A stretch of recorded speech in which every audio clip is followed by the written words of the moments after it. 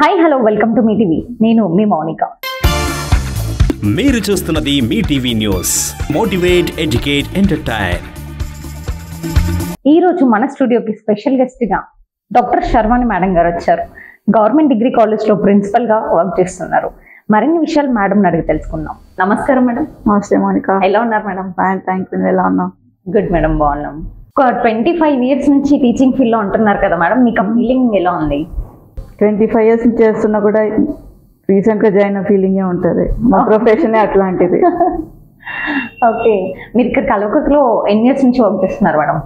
నేను కల్వకుర్తికి ప్రిన్సిపల్ గా ప్రమోట్ అయ్యి వచ్చాను. 6 months అవుతుంది. 6 months నుంచి. మీ ఫ్యామిలీ బ్యాక్గ్రౌండ్ ఏంటి మేడం? సిబ్లింగ్స్ ఎంతమంది? మేము మొత్తం 5 మంది. నాకు 2 అక్కలు, 2 అన్నయ్యలు. ఓకే. నాన్నగారు వచ్చి retired civil engineer, irrigation department retire అయ్యారు. అమ్మ హౌస్ వైఫ్, రీసెంట్ గా చనిపోయారు. ఫస్ట్ మా పెద్దక్కయ్య, తను స్కూల్ అసిస్టెంట్ గా రిటైర్ అయ్యారు. తర్వాత అన్నయ్య మున్సిపల్ కమిషనర్ గా చేస్తున్నారు నిజామాబాద్లో. తర్వాత ఇంకొక అన్నయ్య గ్రౌండ్ వాటర్ కన్సల్టెంట్, జియాలజిస్ట్. తర్వాత అక్కయ్య, తను స్పెషల్ ఆఫీసర్గా ఆర్డీఓ జిహెచ్ఎంసీ హైదరాబాద్లో చేస్తున్నారు. లాస్ట్ నేను కల్వకుర్తి కాలేజీలో ప్రిన్సిపల్గా చేస్తున్నాను. ఓకే, మీకు ఇంతమంది సిబ్లింగ్స్ లో ఎవరితో ఎక్కువ బాండింగ్ ఎఫెక్షన్ ఉండేది మేడం? ఎక్కువ అమ్మ నాన్నతోటి, తర్వాత అందరితోటి అలా ఏం లేదు. ఎక్కువ మాత్రం అమ్మ నాన్నతోటి అటాచ్మెంట్ చిన్నప్పటి నుంచి. ఓకే, మీకు ఎంతమంది పిల్లలు? నాకు ఒక పాప. ఓకే. ఒకటే పాప, తను 6th class చదువుతుంది. తనతోటి బాండింగ్ టైం ఎట్లా? కాలేజ్ నుంచి ఇంటికి వెళ్ళిన తర్వాత మళ్ళీ కాలేజ్కి వచ్చి ఆ గ్యాప్ మొత్తం మా పాపకి. మీరు ఈ ఫీల్డ్లో రావడానికి ఎక్కువ ఎవరు సపోర్ట్ చేస్తుండే వాళ్ళు మేడం? ఎవరు సపోర్ట్ అని అంటే 2 reasons చెప్పచ్చు. ఒకటి ఏంటంటే మా ఫ్యామిలీ బ్యాక్గ్రౌండ్ ఒకటి, ఇంకొకటి పరిస్థితులు. ఓకే. ఇంకా మూడోది కూడా యాడ్ చేసుకోవచ్చు, మా టీచర్స్ బాగా support. Teachers influence. Okay. Family అని ఎందుకన్నాను అని అంటే ఇంట్లో అన్నయ్య వాళ్ళ అక్కలు బాగా చదువుకునే వాళ్ళు. సో నాకు వాళ్ళకి కొద్దిగా ఏజ్ గ్యాప్ అనమాట. సో వాళ్ళని చూసేదాన్ని బాగా. ఇంకోటి ఏంటంటే నేను 8th classలో ఉన్నప్పుడు అప్పుడే మా పెద్దకే స్కూల్ టీచర్గా వచ్చింది, మా క్లాస్ టీచర్గా వచ్చేదన్నమాట తను. ఇంకోటి ఏంటంటే అదే టైంలో టీచర్స్ తోటి కూడా నాకు అదే రిలేషన్ ఉండేది. ఆల్మోస్ట్ అంతే ఇదిగా చూసేవాళ్ళు అనమాట నన్ను. కాబట్టి ఏంటంటే టీచర్ అంటే భయము, స్కూల్ అంటే వెళ్ళాలంటే భయపడడం అలాంటివి ఏమి ఉండేది కాదు. నెక్స్ట్ వచ్చేసి పరిస్థితులు అంటే అమ్మాయిలు జాబ్ చేయాల్సిన అవసరము అప్పట్లోనే నాకు అనిపించేది. ఎందుకంటే నేను బాగా ఖర్చు పెట్టేదాన్ని. మా మమ్మీ అంటూ ఉండేవాళ్ళు ఎప్పుడు కూడా మనము ఇట్లా ఇచ్చే పొజిషన్లో ఉండాలి కానీ ఇలా తీసుకునే పొజిషన్ ఉండకూడదు అనేవాళ్ళు అనమాట. 10th classలో అయితే నా పరిస్థితి ఏంటంటే పాస్ అవుతానా లేదా అని ఉండేది. సార్ ఏం చేస్తుంటారు మేడం? సార్ వచ్చి సీనియర్ మేనేజర్ సాఫ్ట్వేర్ కంపెనీలో హైదరాబాద్లో వర్క్ చేస్తున్నారు. ఒకటే పాప, తను 6th class చదువుతుంది. 5th అయిపోయి 6th వచ్చింది ఇప్పుడే. ఓకే. మీరు ఇంత బిజీ షెడ్యూల్లో ఉండి కూడా వాళ్ళకి ఎట్లా టైం కేటాయిస్తారు మేడం? ఎట్లా టైం కేటాయిస్తాం అంటే కాలేజ్కి వచ్చిన తర్వాత కాలేజ్ డే ఉంటుంది, కాలేజ్ నుంచి ఇంటికి వెళ్ళిన తర్వాత ఫ్యామిలీ టైమే ఉంటుంది. ఓకే. కాలేజ్ విషయాలు ఇంట్లో మాట్లాడను, ఇంటి విషయాలు కాలేజ్లో ఆలోచించాను అంతే. స్టూడెంట్స్ ఏ రూట్లో వెళ్తే కరెక్ట్గా రీచ్ అవుతారు మేడం? స్టూడెంట్స్ ఏ రూట్లో వెళ్తే రీచ్ అవుతారంటే ఒకటి, మనము 10th class పిల్లల్ని తీసుకుందాం. 10th నుంచి ఇంటర్కి వెళ్ళే పిల్లలది ఒక రకంగా ఉంటుంది, ఇంటర్ నుంచి డిగ్రీకి వెళ్ళే పిల్లలది ఒక రకంగా ఉంటుంది, డిగ్రీ నుంచి పీజీకి వెళ్ళే పిల్లలది ఒక రకంగా ఉంటుంది. ఫస్ట్ మనం 10th నుంచి ఇంటర్కి వెళ్ళే పిల్లలది తీసుకుందాం. 10th class వరకు వాళ్ళకి ఏంటంటే 3 subjects 3 languages మీద ఉంటారు వాళ్ళు. వాళ్ళకి టార్గెట్ మొత్తం మార్కులు. ట్యూషన్లకు వెళ్తారు, ప్రైవేట్ క్లాసెస్ తీసుకుంటారు, ఎక్స్ట్రా క్లాసెస్ అన్నీ అటెండ్ అయ్యి వాళ్ళ టార్గెట్ ఏముంటుందంటే స్కోర్ ఎట్లా తెచ్చుకోవాలి, పర్సంటేజ్ ఎట్లా తీసుకురావాలి, ఇంకా చెప్పాలంటే స్కూల్కి పేరు ఎట్లా తీసుకురావాలి, ఫ్లెక్స్ మీద ఫోటో ఎట్లా రావాలి, అంతే ఉంటుంది వాళ్ళ టార్గెట్ హై స్కూల్ పిల్లలకి. కానీ వాళ్ళు దానికన్నా ముందు నెక్స్ట్ ఏంటన్నది ఆలోచించారు. ఆ పరిస్థితి ఆ ఏజ్కి అది ఉండదు వాళ్ళకి. ఎంతసేపటికి ఇవే ఉంటాయి, ఇప్పుడున్న పరిస్థితుల్లో పిల్లల ఉన్న ప్రెషర్ కూడా ఇదే. కానీ అక్కడ ఏంటంటే 10th క్లాస్ తర్వాత ఆప్షన్స్ ఏంటి అనేది వాళ్ళు 10th చదవడానికి ముందే తెలుసుకోవాలి. వాళ్ళకి మనకి చెప్పే బాధ్యత మనది, అటు టీచర్స్కి ఇటు పేరెంట్స్కి కూడా. పిల్లలకి చెప్పాలన్నమాట, నువ్వు ఇది చదివితే ఇది అవుతా అంటే, సో దట్ వాళ్ళు ఏంటంటే అవి ఆలోచిస్తున్నప్పుడు ఈ స్టడీస్ మీద కాన్సన్ట్రేట్ చేస్తారు. అట్లా కాకుండా 10th అయిపోయిన తర్వాత నువ్వు ఆలోచించు అంటే అక్కడికి వెళ్ళిన తర్వాత 4 దారులు కనిపిస్తే ఎటు వెళ్ళాలో అర్థం కాదు వాళ్ళకి. అప్పుడు ఏంటి, అమ్మ నువ్వే చెప్తా చేస్తాను, నాన్న నువ్వే చెప్తా చేస్తాను, నాకేం అర్థం కావట్లేదు, లేదంటే మా బెస్ట్ ఫ్రెండ్ అది కోర్స్ తీసుకున్నాను నేను అది తీసుకుంటాను, లేదు మా వాళ్ళు ఆ కాలేజ్లో వెళ్తున్నా నేను ఆ కాలేజ్లో, అట్లా వెళ్తారనమాట. అది కరెక్ట్ కాదని నేను అన్నాను. కాకపోతే ఏంటంటే అప్రోచ్ కరెక్ట్ కాదు. ఏంటంటే పిల్లలకి ఉన్న ఆప్షన్స్ ముందే తెలియాలి. వాళ్ళకి నెక్స్ట్ ఏముంది, నెక్స్ట్ ఏం చేయాలని వాళ్ళకి ఐడియా ఉంటే దాన్ని మనం ఎంకరేజ్ చేయడానికి మనకు కూడా అవకాశం ఉంటుంది, టీచర్స్కి ఉంటుంది, పేరెంట్స్కి కూడా ఉంటుంది. అంతేకాని రుద్దకూడదు వాళ్ళకి. ఇప్పుడు చాలా మంది పేరెంట్స్ కూడా ఇదే సబ్జెక్ట్ వెళ్ళాలి, ఇదే సబ్జెక్ట్ చేయాలి అనేసి ఫోర్స్ చేస్తుంటారు కదా మేడం, అలాంటి పేరెంట్స్ కి మీరేం సజెషన్ ఇస్తున్నారు? ఒక్కటి, పిల్లల మీద ఒత్తిడి అనేది అస్సలు తీసుకురావద్దు. మనం ఒక చిన్న ఎగ్జాంపుల్ ఇస్తాను, నాదే ఇస్తాను. 10th క్లాస్ వరకు కూడా నేనంటే బిలో యావరేజ్ కూడా కాదు, బిలో యావరేజ్ స్టూడెంట్. ఒకటి ఏంటంటే ఇంట్లో చిన్నదాన్ని కాబట్టి గారాబం ఎక్కువ గట్టిగా మాట్లాడలేదు, అట్లా ఏముండేది కాదనమాట. చదువుకుంటే బాగుపడతావు, చదువుకుంటే బాగు ఆ టైప్లో ఉండేదన్నమాట. కానీ ఒక నిఘా వేసేది పెట్టేవాళ్ళు అనమాట, ఎక్కడ ఏంటి అని చెప్పేసి. అయితే చిన్న ఎగ్జాంపుల్ ఏంటంటే, నేను 10th క్లాస్లో ఉన్నప్పుడు మా సోషల్ టీచర్, ఇందాక చెప్పాను కదా మా సిస్టర్ కూడా అక్కడ టీచర్గా చేసిందని, మా సిస్టర్ దగ్గరికి వచ్చి సోషల్ టీచర్ కంప్లైంట్ చేసింది, మీ చెల్లెలు సోషల్లో ఫెయిల్ అయిపోతుంది 10th అని. ఇంకా అంత ఇన్సల్ట్ ఏముంటుంది చెప్పండి. ఒక టీచర్కి వచ్చి చెప్పిందంటే అదే బాధతోటి వచ్చి మా పేరెంట్స్కి చెప్పింది. మా అక్క చెప్తే మా మదర్ అప్పుడే తను ఓపెన్ యూనివర్సిటీ చేస్తున్నారనమాట, BA. ఇంకా దగ్గర కూర్చోబెట్టుకొని అసలు ప్రాబ్లం ఏంటో చూసి, ఇంకా ఏం లేదు ఆవిడ పడుకుని పెట్టుకునేటప్పుడు నాకు చెప్పేవాళ్ళు అనమాట, ఇది ఇట్లా ఉంటుంది, రెవల్యూషన్స్ ఇట్లా అయ్యాయి, అది స్టోరీలా చెప్పేవాళ్ళు అనమాట. మా నాన్నగారికి మ్యాథ్స్లో ఫెయిల్ అవుతుంది అన్నప్పుడు మా నాన్నగారు ఏం చేసేవాళ్ళంటే సింపుల్గా సింప్లిఫై చేసి మ్యాథ్స్ చెప్పేవాళ్ళు అనమాట, ఇగో ఇట్లా ఉంటుంది అని చెప్పేసి. సో దాంతో ఏమైందంటే ఆ సబ్జెక్ట్ మీద ఒక ఏమంటారు ఇంట్రెస్ట్ అనేది వస్తుంది మనకి. సో 10th అయిపోయేటప్పటికి మా ఫాదర్కి ఒక కాన్ఫిడెన్స్ ఏముండిందని అంటే ఇంజనీరింగ్ వైపు వెళ్తాను అని చెప్పేసి. డాడీ ఆల్రెడీ ఇంజనీర్ అని చెప్పాను కదా, ఎందుకంటే మా నాన్నగారు చెప్తే నేను మ్యాథ్స్ బాగా చేసేదాన్ని ఆయన చెప్పిన దాన్ని బట్టి. ఇంకోటి, సమ్మర్ హాలిడేస్ వస్తే జనరల్గా నేను ఎక్కువ బయట తిరిగేదాన్ని కాదు, ఏమైనా ఇంట్లో ఉండేదాన్ని. నాకు చందమామ బాలమిత్ర మ్యాగజైన్స్ తెచ్చిస్తే చాలు, ఓ drawing book, colour pencils box తెచ్చిస్తే చాలు వేసుకునేదాన్ని. ఇంకా ఏం చేసేదాన్ని అంటే ఈ మ్యాగజైన్స్లో వస్తాయి చూడండి, ఏషియన్ పెయింట్స్ వాళ్ళ ఇంట్లో వస్తాయి కదా, ఆ బొమ్మల్ని నేను స్కేల్ తోటి మెజర్ చేసి ఉన్నదాన్ని డబుల్ సైజు, ట్రిపుల్ సైజు చేసేదాన్ని అనమాట. ఇంకా చెప్పాలని అంటే ఈ రికార్డ్స్ ఉంటాయి కదా, మా అన్నయ్య వాళ్ళ అక్కయ్య వాళ్ళు చదువుకున్న రికార్డ్స్ పడేసినవి ఉంటాయి కదా, ఈ సైజ్ మీద పెట్టి కట్ చేసి వాటి కలర్ పేపర్ అతికిచ్చి నేను మోడల్స్ చేసి గోడకు పెట్టేదాన్ని అనమాట, విత్ పర్ఫెక్ట్ మెజర్మెంట్స్. సో మా డాడీ చూసేవాళ్ళు అది. సో ఆయనకు ఒక ఐడియా ఉండింది నన్ను ఆర్కిటెక్ట్ వైపు తీసుకెళ్ళాలని చెప్పేసి. 10th క్లాస్ రిజల్ట్స్ వచ్చాయి. 10th క్లాస్ రిజల్ట్స్ వచ్చినప్పుడు మా వాళ్ళు అప్పట్లో న్యూస్ పేపర్లు వచ్చాయి, ఈనాడు, ఆంధ్రజ్యోతి, ఆంధ్రప్రభలో వచ్చేవి.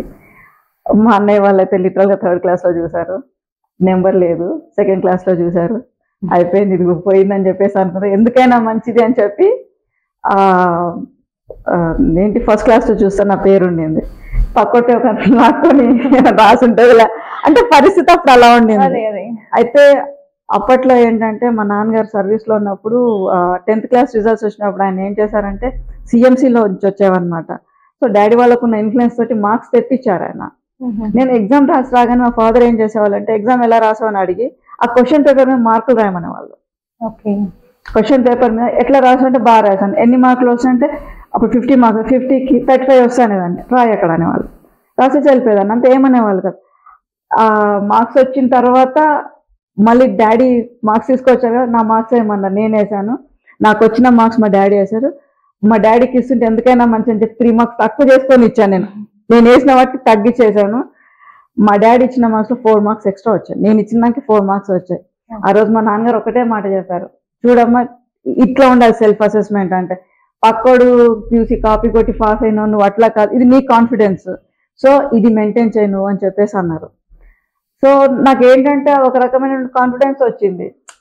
నలుగురు కలిసి నువ్వు కాపీ కొట్టినావు అంటే మేబీ అట్లాగే వచ్చిందని అనుకుంటాం కదా. కానీ మా డాడీ ఆయన చూపించిన పద్ధతి నాకు బాగా నచ్చింది. దాని తర్వాత నెక్స్ట్ అడిగారు అనమాట, నెక్స్ట్ ఏం తీసుకుంటావు నువ్వు అని చెప్పి. సింపుల్గా మా డాడీ దగ్గరికి హెచ్ఎస్సి తీసుకుంటే డాడీ అని చెప్పాను. ఒక ఇంజనీరు, సివిల్ ఇంజనీరు, ఆయన ఎక్స్పెక్టేషన్స్ చాలా ఉన్నాయి. హెచ్ఎస్సి తీసుకుంటాను అనేటప్పటికీ ఎందుకు అని అడిగారు. అంటే మ్యాథ్స్ భయం అదేనా అంటే నాకు సోషల్ అంటే ఇంట్రెస్ట్ అని చెప్పాను. ఇందాక చెప్పాను కదా మా మదర్ నాకు బాగా చెప్పారు అని చెప్పేసి స్టోరీస్ లాగా. మా మదర్ సపోర్ట్ చేశారు. అప్పుడే మా అన్నయ్య వాళ్ళు జస్ట్ గ్రాడ్యుయేషన్ అయ్యి కాంపిటేటివ్ ఎగ్జామ్స్ రాస్తున్నారు అనమాట. అన్నయ్య వాళ్ళు డాడీ దగ్గరకు వచ్చి చెప్పారనమాట, లేదు డాడీ తీసుకోనియండి, ఆర్ట్స్ తీసుకుంటే రేపు పొద్దున్న కాంపిటేటివ్ ఎగ్జామ్స్లో 2 ఆప్షన్స్ తీసుకోవాల్సి ఉంటుంది, అప్పుడు పనికొస్తాయి ఈ సబ్జెక్ట్స్, ఏం కాదు లెటర్ గో అని చెప్పేసి అన్నాను. అంటే అప్పుడు తీసుకున్నాను. సో ఇంటర్ వంట కాలేజీలో చేశాను, అయిపోయింది. నేను ఇంటర్ అయిపోయే ముందు ఒక్కసారి మా నాన్నగారు ఏదో మాట సందర్భంలో అన్నారనమాట, నేను నిన్ను ఆర్టెక్ చేయించాలనుకున్నాను యాక్చువల్గా అనేసి అన్నారు. నాకు ఆ మాట చెప్పుంటే నేను చేసేదాన్ని కదా డాడీ అన్న. నన్ను నువ్వు ఏది చేయాలనుకున్నా చేసే ప్రాబ్లం ఏం లేదులే అని చెప్పేసి అన్నారు. దాని తర్వాత తెలుగు మీడియం ఇంటర్ వరకు. డిగ్రీకి వచ్చేటప్పటికి కోటి విమెన్స్లో జాగ్రఫీ తీసుకొని వెళ్ళాను, ఒక స్టెప్ అడ్వాన్స్ అనమాట. జాగ్రఫీ ఇంగ్లీష్ మీడియం డేర్ చేసి తీసుకున్నాను. నాకేంటంటే రిమోట్ సెన్సింగ్ అంటే చాలా ఇంట్రెస్ట్. ఏంటంటే మొత్తము స్పేస్కి రిలేటెడ్గా ఉంటాయి కదా, కంప్యూటర్ బేస్డ్ ఉంటుంది. మరి బిఏ వాళ్ళకి చీప్గా చూస్తారు కదా, హిస్టరీ అన్నా ఎకనామిక్స్ అన్నా అంత పెద్ద వాల్యూ ఉండదు కదా, బిఏనా హిస్టరీసా అవన్నీ పడున్నాను కదా. సో అట్లా కాదని చెప్పేసి నా రిమోట్ సెన్సింగ్ వైపు ఉన్నది జియాలజీ తీసుకున్నాను. జియోగ్రఫీ తీసుకున్న తర్వాత అక్కడికి వచ్చిన తర్వాత ఏమైందంటే చేంజ్ అయిపోయింది, ప్లాన్ మొత్తం చేంజ్ అయిపోయింది. ఎట్లా చేంజ్ అయిందంటే టీచర్స్ ఇన్ఫ్లుయెన్స్ అగైన్. జియోగ్రఫీ ఎందుకు తీసుకున్నానంటే ఇంటర్లో ఉన్నప్పుడు కొద్దిగా ఇబ్బందిగా అనిపించింది. ఏంటి మీ అమ్మాయి ఫెయిల్ అయిందా, 10th ఫెయిల్ అయిందా, హెచ్ఈసీ ఎందుకు తీసుకుంది, 3rd క్లాస్లో పాస్ అయింది. నాకు డిస్టింక్షన్ మార్క్స్ వచ్చాయి, కానీ అప్పట్లో టెండెన్సీ అట్లా ఉండేదన్నమాట. సరే ఇంకా అట్లని కూడా కాదు, రిమోట్ సెన్సింగ్ ఒకటి ఆప్షన్ ఉంది అని చెప్పేసి జియోగ్రఫీ తీసుకుంటే చదవచ్చు అన్నట్టు జాయిన్ అయ్యాను. అయితే నేను జాయిన్ అయిన ఫస్ట్ రోజు మా ఒక టీచరు క్లాస్లో అడిగారనమాట, అందరిని లేపితే అడుగుతూ నన్ను కూడా ఏమవుతావు అని అడిగితే, ఆ ఏజ్లో 1st క్లాస్ జస్ట్ ఇంటర్ అయిపోయి వచ్చాం, ఏమవుతాం అంటే ఏం చెప్తాం, అట్లా ఆయన చూసి నేను కూడా లెక్చరర్ అవుతానని చెప్పేసి అన్నాను. నిజంగా లెక్చరర్ అవుతానని చెప్పేసి అన్నాను. ఓకే గుడ్ అని చెప్పేసి అన్నారు. మళ్ళీ తర్వాత డిగ్రీ అయిపోయేటప్పుడు మళ్ళీ అదే టీచర్ వాళ్ళు ఏమవుతారని అడిగితే ఒక క్లారిటీ తోటి లెక్చరర్ అవుతామని అంటే అప్పుడు చెప్పారనమాట, లెక్చరర్ అవ్వాలని అంటే పీజీ చేయాలి, పీజీ తర్వాత పిహెచ్డి చేయాలి, పిహెచ్డి చేస్తే ఇట్లా లెక్చరర్ అవుతారని చెప్పేసి అన్నారనమాట. మోటివేషన్, అప్పటికప్పుడు వచ్చిన మోటివేషన్ అనమాట అది. సో వాళ్ళు ఇచ్చిన గైడెన్స్ ప్రకారం మళ్ళీ సెంట్రల్ యూనివర్సిటీకి వెళ్ళాం. సెంట్రల్ యూనివర్సిటీకి వెళ్ళిన తర్వాత మళ్ళీ అక్కడ అంతే, వాట్ నెక్స్ట్ అంటే మంచి రీసెర్చ్ చేస్తే మంచి చేయాలని చెప్పేసి అన్నారు. సో హైయర్ ఎడ్యుకేషన్ వైపు అట్లా వచ్చామన్నమాట. అక్కడి నుంచి వచ్చిన తర్వాత 2 ఆప్షన్స్ ఉండే, ఒకటి సివిల్ సర్వీసెస్ లేదా టీచింగ్.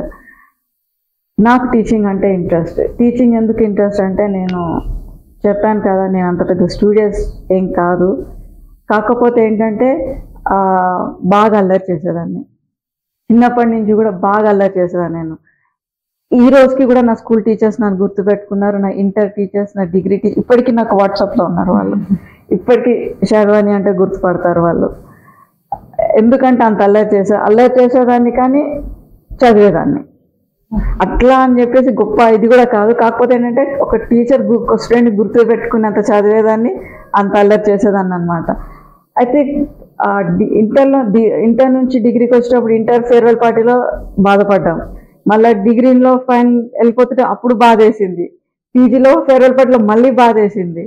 ఇదేందో ఊకే ఎట్లా అని చెప్పేసి ఉండే. తర్వాత ఒకసారి టీచింగ్లోకి వచ్చిన తర్వాత ఫైనల్ ఇయర్ స్టూడెంట్స్ వెళ్ళిపోతుంటే కూడా బాధ వేస్తుంది, కాబట్టి ఫస్ట్ ఇయర్స్ వచ్చేస్తారు మాకు. అదేంటంటే ఒక రకమైనటువంటి అటాచ్మెంట్ అంత ఇన్స్టిట్యూషన్ తోటి. అదే టీచర్స్ ఉంటారు, అదే స్టూడెంట్స్ ఉంటారు, కాకపోతే వ్యక్తులు మారుతుంటారు. ఆ వ్యవస్థ మాత్రం అట్లాగే ఉంటుంది. సో అది ఒక రీజన్ నేను ఇటువైపు రావడానికి, ఈ ప్రొఫెషన్ చూస్ చేసుకోవడానికి. ఇది ఎవరి ఏమంటారు, ఎవరి ఒత్తిడి లేదు దీంట్లో, కాకపోతే అందరి ఇన్ఫ్లుయెన్స్ ఉంది, వాళ్ళ ఇన్ఫ్లుయెన్స్ అంటే ప్రభావం అనమాట, వాళ్ళ గైడెన్స్ ఉంది. ఎక్కడ కూడా మిస్గైడ్ కాకుండా నన్ను ప్రాపర్ ఛానల్లో పెట్టారనమాట. నేను చెప్పదలుచుకుంది ఏంటంటే పిల్లలకి మనము స్వేచ్ఛగా ఆలోచించేది ఇవ్వాలి. వాళ్ళు ఏమవ్వాలనుకున్నారో వాళ్ళు ఇది చేయాలనుకున్నప్పుడు వాళ్ళకి అవకాశం కల్పించాలి. అప్పుడు వాళ్ళకి ఏంటంటే తెలుస్తుంది అనమాట. ఇప్పుడు నేను సెంట్రల్ యూనివర్సిటీకి వెళ్ళాలి అంటే ఒక తెలుగు మీడియం బ్యాక్గ్రౌండ్ అయ్యండి సెంట్రల్ యూనివర్సిటీకి వెళ్ళాలంటే not a joke, throughout India competition ఉంటుంది. కాకపోతే అది కావాలని చదువుతాం కదా వచ్చేస్తుంది. అది రావాలంటే నాకు ఉండాలన్నమాట, అంటే స్వతహాగా తెచ్చుకోవాలన్నమాట. ఇప్పుడున్న యూత్ కి మీరు ఎటువంటి సజెషన్ ఇస్తున్నారు మేడం? యూత్ కి సజెషన్ అంటే ఫస్ట్ ఆఫ్ ఆల్ ఏంటంటే హెల్దీగా ఉండాలి. ఫస్ట్ హెల్దీగా ఉండాలి, హెల్దీ ఫుడ్ తినాలి, హెల్దీగా హ్యాబిట్స్ ఉండాలి, హెల్దీగా పడుకోవాలి. ఈ మూడు ఉండాలి, ఫస్ట్ ఈ మూడు ఉండాలి. సెల్ ఫోన్ని పక్కకు పెట్టండి. సెల్ ఫోన్ తోటి మనకు మేమేం సెల్ ఫోన్ పెట్టుకొని పెరిగిన వాళ్ళం కాదు, సెల్ ఫోన్ లేకుండానే ఈ స్థాయిలో ఉన్నాం ఈరోజు. సెల్ ఫోన్ ఒక కమ్యూనికేషన్ మాత్రమే, దాన్ని టెక్నాలజీని వాడుకోండి కానీ దానికి మాత్రం ఎడిక్ట్ అవ్వద్దు. దాని సెల్ ఫోన్ని బేస్ చేసుకొని నేర్చుకుంటామంటే కూడా కాదు. ఒక గంట సేపు మీ సెల్ ఫోన్ పట్టుకున్న దానికి ఒక గంట సేపు ఒక పుస్తకం చదివినానికి చాలా ఎఫెక్ట్ ఉంటుంది. పుస్తకం చదువుతుంటే విజువలైజేషన్ ఉంటుంది, ఇమాజినేషన్ ఉంటుంది. సెల్ ఫోన్ చూస్తే మీకు ఉండదు. ఆ విజువలైజేషన్ ఇమాజినేషన్ అనేది చాలా ఇంపార్టెంట్. సో ఇదేంటంటే ఫ్యూచర్లో ఏం చేయాలనుకున్నది మనము ఈ ఏఐ టెక్నాలజీకి వెళ్ళకూడదు. ఈ పనికిరావు మనకి, అవి చెప్పిన మన కోసం మనం కొంచెం టైం స్పెండ్ చేసుకున్నాం అనుకోండి, స్పెండ్ చేసుకుంటే మన అవసరాలు తెలుస్తాయి, మనకి ఏం చేయాలనుకుంటున్నామో కూడా తెలుస్తుంది. దీంట్లో మీకు డాక్టర్ అవ్వాలని ఉందా, ఇంజనీర్ కావాలనుకుందా, ఒక యాక్టర్ అవ్వాలని ఉందా, డాన్సర్ అవ్వాలనుందా, మ్యూజిషియన్ కావాలన్నా, ఆర్టిస్ట్ అవ్వాలి, మీకు తెలుస్తాయి. ఎవరో చెప్తే అట్లా కాదు. కాబట్టి ఏంటంటే ఫస్ట్ మీరు హెల్దీగా ఉండడం నేర్చుకోండి, ఈ సెల్ ఫోన్లకు దూరంగా ఉండండి, ప్రశాంతంగా ఉండి మీకు ఏం కావాలన్నది తెలుసుకొని దాని తర్వాత మీ టీచర్స్కి వాళ్ళని గైడెన్స్ తీసుకొని మీకు కావాల్సిన దాంట్లోకి వెళ్ళండి. అంతేకాని ఎవరో ఇన్ఫ్లుయెన్స్ చేశారని మాత్రం వెళ్ళకూడదు. Thank you madam, thank you so much. Thank you. చూసారు కదండి, ఇప్పుడున్న యూత్ కి మేడం చాలా మంచి సజెషన్ ఇచ్చింది. మరొక గెస్ట్ తో మరో ఎపిసోడ్ లో మీ ముందుకు వచ్చేస్తాం. చూస్తూనే ఉండండి మీ టీవీ న్యూస్. మీరు చూస్తున్నది Mee TV news. Motivate, educate, entertain.